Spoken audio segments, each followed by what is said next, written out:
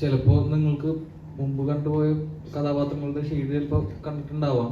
പക്ഷെ ഇതില് കഥയും കഥാപാത്രവും തികച്ചും മറ്റുള്ള സിനിമകളിൽ നിന്നും, ഞാൻ ചെയ്തിട്ടുള്ള മറ്റു സിനിമകളിൽ നിന്നും തികച്ചും വ്യത്യസ്തമായിട്ട് നിൽക്കുന്നതാണ്. പശ്ചാത്തലമാണെങ്കിലും അത് സംഭവിക്കുന്ന കാര്യങ്ങളാണെങ്കിലും എല്ലാം വ്യത്യസ്തമായിട്ട് നിൽക്കുന്നതാണ്.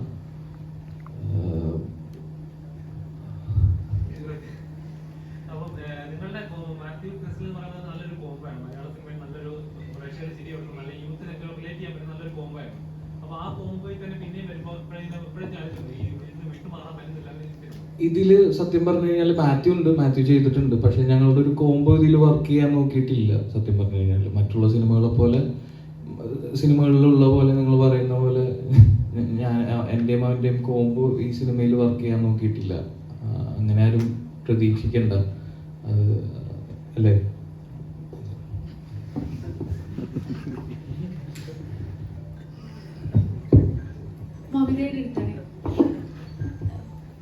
ആദ്യമായിട്ടുള്ളൊരു നായികയായിട്ട്, ഒരു മെയിൻ റോളായിട്ട് വരുന്നത്. ഇത്ര നാളും സൂപ്പർ ശരണ്യയിലൊക്കെ നമ്മൾ കണ്ടു. എല്ലാത്തിലും ഭയങ്കര മമിതയുടെ ഒരു ക്വാളിറ്റി എന്ന് ഭയങ്കര എല്ലാവരിലും ചിരി ഉണർത്തും.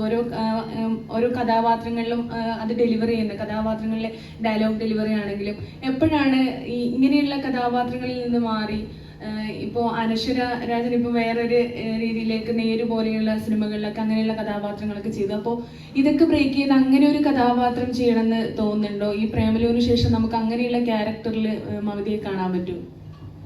ആദ്യം തന്നെ വളരെ സന്തോഷമുണ്ട് ഇപ്പോൾ പറഞ്ഞതിൽ. കാരണം ഞാൻ ഓഡിയൻസിൻ്റെ ഇടയിൽ ഹാപ്പി ആക്കുന്നു എന്ന് ഒരു ഫാക്ട് പറഞ്ഞതിൽ ഭയങ്കര സന്തോഷമുണ്ട്. പിന്നെ ഈ പറഞ്ഞ പോലെ വേറെ റോൾസ് നമ്മളുടെ അടുത്തേക്ക് വരണമെന്നുണ്ടെങ്കിൽ അതിൽ ഡയറക്ടേഴ്സിന് ഒരു കോൺഫിഡൻസ് വേണം. ഇപ്പോൾ എന്നെ വെച്ച് ഇങ്ങനത്തെ ഒരു റോള് ചെയ്താൽ അത് നന്നാവും എന്നൊരു കോൺഫിഡൻസ് കൊടുക്കുന്നതോടെ വരെ എനിക്ക് കിട്ടുന്ന എന്ത് പ്രൊജക്ട്സ് ആണോ അതിൽ ഏറ്റവും ബെസ്റ്റ് എന്നാൽ കഴിയുന്ന രീതിയിൽ ചെയ്യാന്നുള്ളതേ ഉള്ളൂ. അപ്പം അങ്ങനെ നല്ല റോൾസ് വരാൻ വേണ്ടിയിട്ട് ഞാനും വെയിറ്റിംഗ് ആണ്. അപ്പം അതിന് ഇനിയും പ്രൂവ് ചെയ്യണം എന്നുണ്ടെങ്കിൽ ഇനിയും പ്രൂവ് ചെയ്യണം. അങ്ങനെ ട്രെയിലർ ആണെങ്കിലും ട്രെൻഡിങ് ആയിരുന്നു. ഇപ്പോഴാണെങ്കിലും ഒരു 19ാമത്തെ ട്രെൻഡിങ് ആണ് യൂട്യൂബിൽ. അപ്പോൾ അതിലെല്ലാവരും പറഞ്ഞ കമന്റ് എന്ന് പറഞ്ഞാൽ നെസ്ലിനും മമിതയും മെയിനായിട്ട് വരണം എന്ന് ഒരുപാട് ആഗ്രഹിച്ചതാണ് എന്നുള്ളത്. അപ്പോൾ ഇനി തുടർന്ന് അങ്ങോട്ട് നിങ്ങൾ എന്താ പറയുക, പഴയ ജോഡികളെയൊക്കെ പോലെ, പണ്ട് ശോഭന ലാലേട്ടൻ അതൊക്കെ പോലെ നിങ്ങളിനി മുന്നോട്ടും അങ്ങനെ എല്ലാ സിനിമകളിലും നമുക്കിങ്ങനെ കാണാൻ പറ്റുമോ? അയ്യോ, അറിയില്ല. നിങ്ങൾ പടം കണ്ടിട്ട് എങ്ങനെയാണോ അതിന്റെ റെസ്പോൺസ് അതനുസരിച്ച് വരും. ഇപ്പം ഞാനും എൻ്റെ നസ്ലിൻ്റെയും കോംബോ വളരെ ആഗ്രഹിച്ചതാന്ന് പറയുമ്പം ഇതുവരെ ഞങ്ങൾ അങ്ങനെ കോമ്പിനേഷൻ ചെയ്തിട്ടില്ല. സത്യം പറഞ്ഞാൽ സൂപ്പർ ശരണയിൽ ഞങ്ങൾ രണ്ട് ക്യാരക്ടേഴ്സ് ആയിട്ടായിരുന്നു, അങ്ങനെ കോംബോ ആയിട്ട് അങ്ങനെ വന്നിട്ടില്ല. എന്നിരുന്നാലും അങ്ങനത്തെ ഒരു കോംബോ എന്താ പറയുക, പ്രേക്ഷകർ അത് ആഗ്രഹിക്കുന്നുണ്ടെന്നൊക്കെ ഈ ട്രെയിലറും ഒക്കെ ഇറങ്ങുമ്പോഴാണ് നമുക്ക് മനസ്സിലായി വരുന്നത്. അതിൽ വളരെ സന്തോഷമുണ്ട്. ഇനിയിപ്പം പടം കണ്ടിട്ട് പറയാം. നിന്നും വ്യത്യാസമായിട്ട് കുറച്ചും കൂടി വലിയൊരു സ്കെയിലിൽ വന്നിട്ടുള്ളൊരു പടമായിട്ടാണ് നമുക്ക് ഫീൽ ചെയ്യുന്നത്. നല്ല മ്യൂസിക്കും കോമഡി റൊമാൻസും ഒക്കെയുള്ള, എല്ലാവർക്കും പ്രത്യേകിച്ച് യങ്സ്റ്റേഴ്സിന് ഇഷ്ടപ്പെടുന്ന തരത്തിലുള്ളൊരു പടമായിട്ട് ആണ് നമ്മൾ എത്തിയേക്കുന്നത്. അപ്പോൾ നന്നായിട്ട് വന്നിട്ടുണ്ട് എന്ന് വിചാരിക്കുന്നു. 9-ാം തീയതി റിലീസാവുകയാണ്. അപ്പോൾ എല്ലാവരുടെയും സപ്പോർട്ട് ഉണ്ടാവണം. ഇതൊക്കെയാണ് പടത്തെക്കുറിച്ച് ഇപ്പോൾ പറയാൻ പറ്റണത്. ബാക്കി നസ്ലിൻ സംസാരിക്കും. എനിക്ക് എല്ലാവർക്കും നമസ്കാരം. എനിക്ക് ഇവർ രണ്ടുപേരും പറഞ്ഞതിൽ കൂടുതൽ ഒന്നും വിട്ട് പറയാനില്ല. ഫെബ്രുവരി 9 വരുന്ന വെള്ളിയാഴ്ച റിലീസ് ചെയ്യാണ്. ഗിരീഷേട്ടൻ്റെ കൂടെ 4ാമത്തെ സിനിമയാണത്. ഗിരീഷേട്ടൻ ചെയ്ത എല്ലാ സിനിമയിലും ഭാഗമാകാൻ സാധിച്ചിട്ടുണ്ട്. അതിൽ ഭയങ്കര സന്തോഷമുണ്ട്. പിന്നെ ഭാവന സ്റ്റുഡിയോസാണ് അത് പ്രൊഡ്യൂസ് ചെയ്തിരിക്കുന്നത്. അവരുടെ കൂടെ അസോസിയേറ്റ് ചെയ്യാൻ പറ്റിയതിലും വളരെ സന്തോഷമുണ്ട്. അപ്പോൾ എല്ലാവരും സിനിമ കണ്ടിട്ട് അഭിപ്രായം പറയണം എന്നാണ് പറയാനുള്ളത്. Thank U.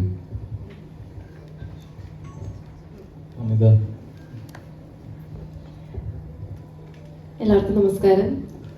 ഇപ്പം ദിലീഷ് ചേട്ടനും ഗിരീഷ് ചേട്ടനും എല്ലാം സിനിമയെ പറ്റി പറഞ്ഞു കഴിഞ്ഞു. ആക്ച്വലി നസ്ലൻ പറഞ്ഞ പോലെ 9-ാം തീയതി റിലീസാകുമ്പം മാക്സിമം അന്ന് തന്നെയോ അല്ലെങ്കിൽ ആ ആഴ്ച തന്നെയോ പടം കാണാൻ ശ്രമിക്കുക. നല്ലൊരു ഫിലിമായിരിക്കും എന്ന് വിശ്വസിക്കുന്നു. എല്ലാ യൂത്ത് ആൾക്കാർക്കും അതേപോലെ ഫാമിലി ഓഡിയൻസിനും ഒക്കെ ഭയങ്കരമായിട്ടും എന്താ പറയുക എൻജോയ് ചെയ്ത് നല്ല ഹാപ്പി ആയിട്ട് കണ്ടുപോകാം. ഫസ്റ്റ് തൊട്ട് ലാസ്റ്റ് വരെ നല്ല എൻഗേജിങ് ആയിട്ട് പോകുന്നൊരു മൂവിയാണ്. Thank you.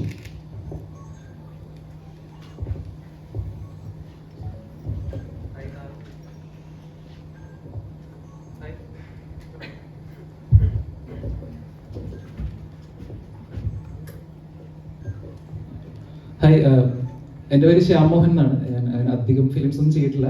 നേരത്തെ 18+ പത്രോസിൻ്റെ പടപ്പകൾ, ഹെവൻ എന്നുള്ള ഫിലിംസ് ഒക്കെ ചെയ്തിട്ടുള്ളത്. എൻ്റെ ആദ്യമായിട്ടാണ് ഗിരീഷ് ബ്രോയുടെ കൂടെയും ദിലീഷ് ചേട്ടൻ്റെ കൂടെയൊക്കെ ടീമിൻ്റെ കൂടെ ഒരു പടം ചെയ്യാൻ പറ്റുന്നത്. എനിക്ക് തോന്നുന്നു തണ്ണീർമത്തിനും സൂപ്പർ ശരണിയൊക്കെ കണ്ടിട്ടുള്ള നമുക്കറിയാം ആ ഒരു ഗിരീഷ് ചേട്ടി പടങ്ങളുടെ ഒരു ക്വാളിറ്റി എന്ന് പറഞ്ഞാൽ ഒരു ഭയങ്കര എൻജോയ് ചെയ്ത് കാണാൻ പറ്റുന്ന, തമാശ നിറഞ്ഞ, ഭയങ്കര ലോജിക്കൊന്നും യൂസ് ചെയ്യേണ്ട, നമുക്ക് റിലാക്സ്ഡ് ആയിട്ട് കാണാൻ പറ്റുന്ന പടങ്ങളായിരുന്നു. അതുപോലെ തന്നെ നല്ലൊരു കളർഫുൾ പടം തന്നെയാണ്. ഇത് ഹൈദരാബാദിൻ്റെ ഒരു ബാക്ക്ഡ്രോപ്പിലാണ് ഈ കഥ നടക്കുന്നത്. പിന്നെ യൂത്തിൻ്റെ ഫേവറേറ്റ് ആയിട്ടുള്ള നസ്ലിനും മമതയൊക്കെയാണ് ഇതിൽ അഭിനയിച്ചിരിക്കുന്നത്.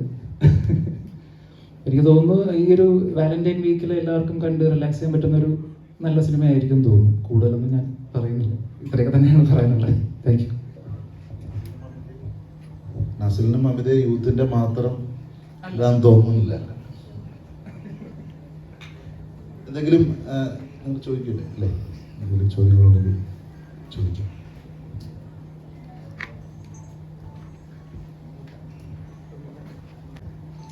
ഭാവന സ്റ്റുഡിയോസ് നമുക്കറിയാം, ഒരു വലിയ ബാനറാണ്. ഒരുപാട് മൂവീസ് ചെയ്തിട്ടുണ്ട്. കുമ്പളങ്ങി നൈറ്റ്സ്, തങ്കം, അതുപോലുള്ള ഒരുപാട് മൂവീസ് ചെയ്തിട്ടുണ്ട്.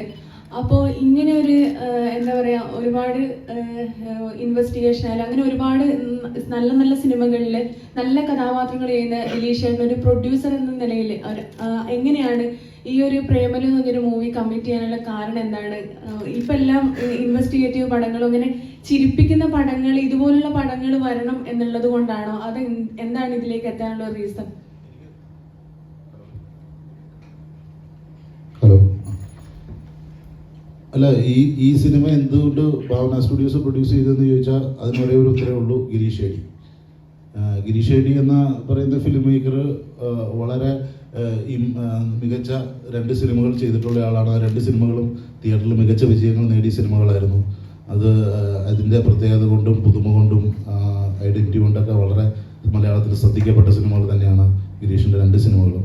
അപ്പോൾ അത്രയും പ്രൂവ് ചെയ്തിട്ടുള്ളൊരു ഡയറക്ടർ എന്ന നിലയിൽ അദ്ദേഹത്തിൻ്റെ കൂടെ വർക്ക് ചെയ്യുക എന്നുള്ളത് മാത്രമേ ഉള്ളൂ ഞങ്ങളുടെ ഒരു ഇതുണ്ടായിരുന്നുള്ളൂ. അത് ഗിരീഷിന് എനിക്ക് തോന്നുന്നു തണ്ണീർമത്തം കഴിഞ്ഞ ഒരു സമയം മുതൽ തന്നെ നമ്മളൊരു സിനിമയ്ക്ക് വേണ്ടി ഗിരീഷുമായിട്ട് സംസാരിക്കുന്നുണ്ടായിരുന്നു. അത് സംഭവിച്ച് ഇപ്പോഴാന്നേ ഉള്ളൂ. അപ്പം ഗിരീഷിനോട് സംസാരിച്ച് ഗിരീഷ് നമുക്കൊരു പടം ചെയ്യുന്നതിനെക്കുറിച്ച് ഇങ്ങനെ സാധ്യതകളെക്കുറിച്ച് ചർച്ച ചെയ്തു. ഗിരീഷുമായിട്ട് അഭിനയിക്കണം. അപ്പം ഗിരീഷ് കയ്യിലുള്ള 1-2 ഐഡിയകളെക്കുറിച്ച് സംസാരിച്ചു. അപ്പം നമ്മൾ കൂടുതലും ഗിരീഷിന് ഏത് കോൺഫിഡൻസ് ഏതിലേക്കാണ്, ഗിരീഷിനെ ട്രസ്റ്റ് ചെയ്യാനാണ് നമ്മൾ ഈ പ്രൊജക്റ്റിലുടനീളം ശ്രമിച്ചിട്ടുള്ളൂ. ഗിരീഷിനോട് നമ്മൾ ഇത് ചെയ്യണമെന്ന് അങ്ങനെ ഒന്നും പറഞ്ഞിട്ടില്ല. ഗിരീഷിന് കൂടുതൽ ഇഷ്ടപ്പെട്ട കഥ ഏതാണ് അത് ഗിരീഷ് പറയുന്നു.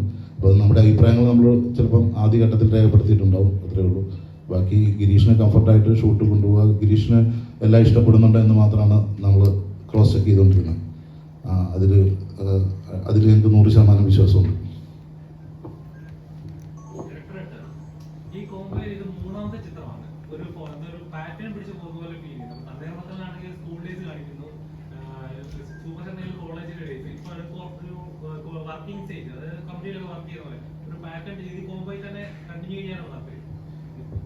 അല്ല, അത് പാറ്റേൺ മനഃപൂർവ്വം ഉണ്ടായതല്ല കേട്ടോ. ഇപ്പം പറയുമ്പോൾ അങ്ങനത്തെ ഒരു പാറ്റേൺ ഉണ്ട്, വരുന്നുണ്ട്. അപ്പോൾ അങ്ങനെ നേരത്തെ ചിന്തിച്ചിട്ട് അങ്ങനെ പാറ്റേൺ പിടിച്ചതോ ഇനി ഈ കോംബോ തുടരണോ അങ്ങനെയൊന്നുമല്ല. എനിക്ക് ഇവരുമായിട്ട് വർക്ക് ചെയ്യാൻ ഇഷ്ടമാണ് എന്ന് കരുതി എല്ലാ പടങ്ങളും ഇവരുമായിട്ട് ചെയ്യുകയെന്നോ അങ്ങനെയൊന്നും ചിന്തിച്ചിട്ടില്ല. നമ്മൾ പടം ചെയ്യുമ്പോൾ അത് എൻ്റർടൈനർ ആവുക, അത് ആൾക്കാർക്ക് ഇഷ്ടപ്പെടുക എന്ന് മാത്രമേ ചിന്തിക്കാറുള്ളൂ. അത് അതിൽ പ്രീവിയസ് വർക്കുകളായിട്ട് റിസംബ്ലൻസ് വരുമോ? ശരിയാണ്, എല്ലാ ഇതുകളും റിസംബ്ലൻസ് വരാതിരിക്കും. പ്രീവിയസ് വർക്ക് പോലെ ആയിരിക്കില്ല എന്തായാലും ഈ വർക്ക്. ഇതിന് അതിൻ്റേതായിട്ടുള്ള മെറിറ്റുകൾ ഉണ്ടാവും. അപ്പോൾ ഈ പാറ്റേൺ അങ്ങനെ വന്നു പോയതാണ്, നമ്മളങ്ങനെ ബോധപൂർവം അങ്ങനെ പിടിച്ചിട്ടുള്ളതല്ല. അല്ല, ബ്രേക്ക് ചെയ്യാൻ അല്ല ഞാൻ ശ്രമിക്കാറ്. അതായത് എനിക്ക് ഇഷ്ടപ്പെടുന്ന ഒരു, ഇപ്പോൾ ദിലീഷേട്ടൻ പറഞ്ഞ പോലെ കോൺഫിഡൻ്റ് ആയിട്ടുള്ളൊരു സാധനം ചെയ്യാനാണ് ഞാൻ ശ്രമിക്കുന്നത്. ഇപ്പോൾ ബ്രേക്ക് ചെയ്യാൻ ശ്രമിച്ചാൽ എത്രത്തോളം അത് ബ്രേക്ക് ആവുമെന്നൊന്നും എനിക്കറിയില്ല. അത് അങ്ങനെ പ്രൂവ് ചെയ്യണതിനേക്കാളും കുറച്ചും കൂടി ആൾക്കാർക്ക് ഇഷ്ടപ്പെടുക, ആൾക്കാർ എൻജോയ് ചെയ്യുക, ആൾക്കാർ തിയേറ്ററിൽ നിന്ന് ഇറങ്ങുമ്പോൾ ഹാപ്പി ആയിട്ടിരിക്കുക, എന്നെ ഞാൻ ബ്രേക്ക് ചെയ്യണതിനേക്കാളും നല്ലത് അതായിരിക്കുമെന്ന് എനിക്ക് തോന്നിയിട്ടുണ്ട്. അല്ല, ബ്രേക്ക് ചെയ്യില്ല എന്നല്ല, പക്ഷെ ആ ബ്രേക്ക് ചെയ്യാൻ പറഞ്ഞത് എനിക്ക് ഇഷ്ടപ്പെടണം, അത് ചെയ്താൽ നല്ലതായിരിക്കണമെന്ന് എനിക്ക് തോന്നണം. അല്ലാതെ ബ്രേക്ക് ചെയ്യാൻ വേണ്ടിയിട്ട് ബ്രേക്ക് ചെയ്ത് അബദ്ധം ആയിപ്പോണ്ടാന്ന്. ലൈൻ ആക്ടേഴ്സ് ആയിട്ടുള്ള ഇപ്പോൾ ലാലേട്ടൻ, മമ്മൂക്ക, ദുൽഖർ, ഇവരൊന്നും നമ്മൾ കുറേ കാലമായിട്ട് സാധാരണക്കാരുടെ ഇടയിലുള്ള തമാശകളും കൗണ്ടറുകളൊക്കെ പറയുന്ന കഥാപാത്രങ്ങളായിട്ട് കണ്ടിട്ടുമില്ല. ഈവൻ ഫഹദിനെ പോലും അങ്ങനെ കണ്ടിട്ടില്ല ഭാവന സ്റ്റുഡിയോസിന്റെ അപ്പൊ ഈ അടുത്തൊന്നും. അപ്പൊ അങ്ങനെ ഒരു സിനിമ കുറച്ചൊരു വലിയ സ്റ്റാർസിനെ വെച്ചുകൊണ്ട്, എന്നാൽ ഇപ്പൊ ഈ കറുകുറ്റി ഭാഗത്തൊക്കെ ഉള്ള ചെറുപ്പക്കാരെ പോലെ അല്ലെങ്കിൽ അവരുടെ ജീവിതങ്ങളെ പോലെ അങ്ങനെ സിനിമകൾ മനസ്സിൽ പ്ലാൻ ഉണ്ടോ? ആഗ്രഹമുണ്ട് എനിക്ക്. നമ്മള് അതിനെക്കുറിച്ച് ചിന്തിച്ചിട്ടുണ്ട് സത്യം പറഞ്ഞാൽ. അപ്പോൾ അങ്ങനത്തെ ഒരു പ്രോജക്റ്റ് വരുമ്പോൾ അങ്ങനെ ചെയ്യാനും ഒക്കെ ഇഷ്ടമുണ്ട്. എനിക്ക് ശബ്ദമൊന്നുമില്ല ഇങ്ങനെ ചെയ്യണം, പെറ്റൊന്നും വച്ചിട്ടില്ല അവരുടെ അടുത്ത്. അവരെ ഈ പറഞ്ഞല്ലേ, നമുക്ക് ഇഷ്ടപ്പെടുന്നതുകൊണ്ടാണത് ചെയ്യുന്നത്, അല്ലാതെ വേറെ ഇതുകളൊന്നുമില്ല. ഇപ്പം ഇങ്ങനെ പറഞ്ഞ പോലെ എല്ലാ ആക്ടേഴ്സും നമുക്ക് ഓരോ ആക്ടേഴ്സിനും ഓരോ ട്രൈറ്റുകളും ഒക്കെയാണല്ലോ, നമുക്ക് അതെല്ലാം ഇഷ്ടമാണ്. അപ്പോൾ അതിനനുസരിച്ചുള്ളൊരു പ്രോജക്റ്റ് വരുമ്പോൾ എനിക്ക് ചെയ്യാൻ ഭയങ്കര താല്പര്യമാണ്. എനിക്ക് ഒരിക്കലും അങ്ങനത്തെ ഒരു താല്പര്യക്കുറവോ ഒന്നുള്ള ഇതുകളല്ല, അത് വൈകാതെ തന്നെ വരും എന്ന് തന്നെയാണ് നമ്മൾ പ്രതീക്ഷിക്കുന്നത്. അങ്ങനെ ഒരു നടന്റെ ഒരു നടിയുടെ പേര് പറയാൻ പറ്റുമോ? അങ്ങനെ ഇപ്പോൾ എനിക്ക് ടോവിനോ, നിവിൻ അവരൊക്കെ വെച്ച് നമ്മൾ പ്രോജക്റ്റുകൾ ഇങ്ങനെ ആലോചിക്കാറുണ്ട്. അപ്പോൾ അത് സ്ക്രിപ്റ്റും പരിപാടികളൊക്കെ ആയി കഴിഞ്ഞിട്ട് അവരെ സമീപിക്കുക, അങ്ങനെയൊക്കെയുള്ള ഒരു ഇതുകളുണ്ട്. ഈ ആദ്യം ഭാവന സ്റ്റുഡിയോസിൽ നിന്ന് നസ്രിയനെയും ബേസിലിനെയും വെച്ചുകൊണ്ട് ഒരു പ്രൊജക്ട് ആലോചിച്ചത് നന്നായിരിക്കും എന്ന് പറഞ്ഞിട്ടുണ്ടായിരുന്നു. അപ്പൊ ഈ പ്രേമലൂരിൽ അവർ രണ്ടുപേരുടെയും റോളുകളാണ് ഇവർ ചെയ്യുന്നത്, അതോ എഴുത്ത് സമയത്ത് തന്നെ ഇവർ രണ്ടുപേരും തന്നെയായിരുന്നു കാസ്റ്റിൽ? അല്ല, അത് ദിലീഷേട്ടൻ ആദ്യം എന്നോടൊരു അഭിപ്രായം ചോദിച്ചതാണ്. ഇങ്ങനെ നമ്മൾ കണ്ടപ്പോൾ നസ്രിയയും ബേസിലിനെ വെച്ച് ചെയ്യാൻ പറ്റിയ പല സബ്ജക്റ്റും ഉണ്ടോ എന്ന് എൻ്റെ അടുത്ത് ചോദിച്ചു. അപ്പോൾ ഞാൻ പറഞ്ഞു, ചേട്ടാ എൻ്റെ വേറൊരു സബ്ജക്റ്റാണുള്ളത് എന്ന് പറഞ്ഞ് നമ്മൾ പ്രേമലുവിൻ്റെ സബ്ജക്റ്റ് പറയണതാണ്. അങ്ങനെയാണ്, അല്ലാതെ അതിനെക്കുറിച്ച് ഈ പടത്തിനെ നസ്രിയം ബേസിൽ അങ്ങനെയല്ലായിരുന്നു. ഗിരീഷിന്റെ സിനിമകളൊക്കെ കണ്ടപ്പോൾ ഞാൻ പേഴ്സണലി എനിക്ക് ഒരു താല്പര്യം തോന്നിയത്, ഗിരീഷ് ഒരു കുറച്ചും കൂടെ ഒരു എന്നാ പറയുക, സ്കൂൾ ലൈഫ് അല്ലെങ്കിൽ ഒരു പഠിക്കുന്ന ഒരു കാലഘട്ടം കഴിഞ്ഞിട്ടുള്ള ഒരു കഥ ഗിരീഷ് പറഞ്ഞു കഴിഞ്ഞാൽ ഇങ്ങനെ ഉണ്ടാവും എന്നുള്ളൊരു കൗതുകം എനിക്കുണ്ടായിരുന്നു. ഗിരീഷിൻ്റെ ക്യാരക്ടേഴ്സിനെ കാണുമ്പോൾ ബേസിൽ നസ്രിയൊക്കെ ചെയ്യാൻ പറ്റുന്ന ക്യാരക്ടേഴ്സ്, നല്ല ക്യാരക്ടേഴ്സ് ഉണ്ടാക്കാൻ സാധ്യത ഉണ്ടാവും എന്നൊക്കെ കരുതി അങ്ങനെ ഒരു വെറുതെ ഒരു പരിപാടിക്ക് ഒരു തുടക്കത്തിന് എന്ന രീതിയിൽ ഞാനങ്ങനെ ചോദിച്ചു എന്ന് മാത്രമേ ഉള്ളൂ. ഇങ്ങനത്തെ ആ കൈൻഡ് ഒരു അപ്പം ഗിരീഷ് പറഞ്ഞിങ്ങനെ അതല്ല, നമുക്ക് എൻ്റെ കയ്യിൽ വേറൊരു പരിപാടി ഇങ്ങനെ ഇരിപ്പുണ്ട്, പക്ഷെ അത് അവർക്ക് പറ്റുന്നതാണോ തോന്നുന്നില്ല എന്ന് പറഞ്ഞിട്ട് ഗിരീഷ് ഈ ഐഡിയ പറഞ്ഞു. അപ്പം അതൊക്കെ അത് ഓക്കെ ഐഡിയ, ഗിരീഷിന് കോൺഫിഡൻസ് ഉള്ള ഒരു സിനിമ ചെയ്യുക എന്നുള്ളതുണ്ടായിരുന്നുള്ളൂ. ഐഡിയ ഞങ്ങൾക്ക് കോൺഫിഡൻ്റ് ആയിരുന്നു. നസറിൻ്റെയും മമതയുടെയും കാസ്റ്റിങ്ങിലും 100% കോൺഫിഡൻ്റ് ആയിരുന്നു.